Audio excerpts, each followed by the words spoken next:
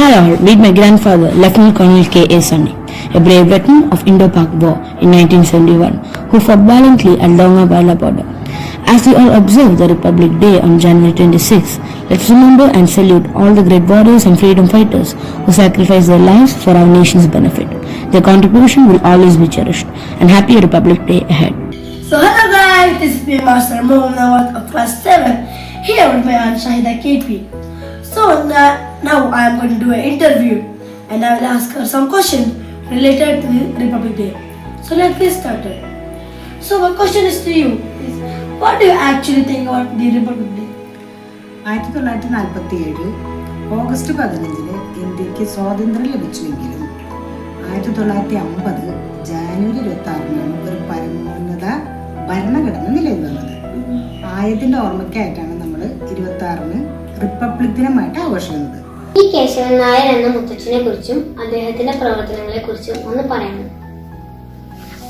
അദ്ദേഹം കണ്ണൂർ സെൻട്രൽ ജയിലില് വിദേശ വസ്ത്ര ബഹിഷ്കരണത്തിന്റെ ഭാഗമായിട്ട് 21 ദിവസം ഉപവാസം അനുഷ്ഠിച്ചു British ഗവൺമെന്റിനെതിരായിട്ട്.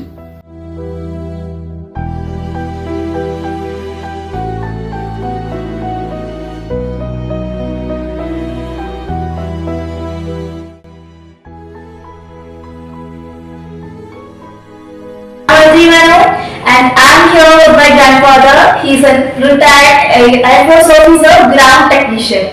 So I'm going to ask some questions to him. So, Achita, ഈ റിപ്പബ്ലിക് ഡേയുടെ പരേഡില് പങ്കെടുത്തിട്ടുള്ള പരേഡ് കണ്ടിട്ടുള്ള എക്സ്പീരിയൻസ് അങ്ങനെ എന്തെങ്കിലും ഞങ്ങളുടെ അടുത്ത് പറയാനുണ്ടോ? ഞാൻ ഡൽഹിയിലായിരിക്കുമ്പോൾ ഈ റിപ്പബ്ലിക് പരേഡ് വിറ്റ്നസ് ചെയ്തിട്ടുണ്ട്.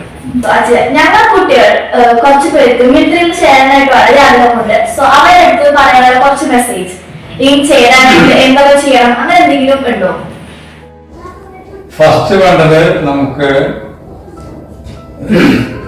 രാജ്യസ്നേഹമാണ്, രാജ്യത്തോട് സ്നേഹം. My grandfather Pidambara Menon and he is a Air Force officer. As a retired Air Force officer, what is the importance of Republic Day?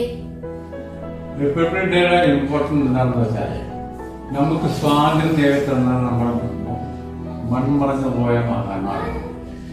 അത് വളരെ ബുദ്ധിമുട്ടിട്ടാണ് അവർ നമുക്ക് സ്വാതന്ത്ര്യം വാങ്ങിച്ചത്.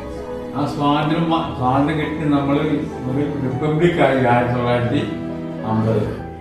ആ റിപ്പബ്ലിക്കായതിൻ്റെ ഒരു എക്സ്പീരിയൻസ് കാണിക്കാൻ വേണ്ടി നമ്മുടെ ഫോഴ്സിൻ്റെ എന്താണ് ശക്തി, പ്രത്യേകിച്ച് 3 ഫോഴ്സുണ്ട്: air force, navy, army.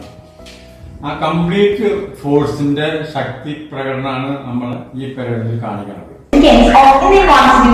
Indian Constitution is the supreme law of India which guide our country and guarantee our fundamental rights. That is also a correct answer.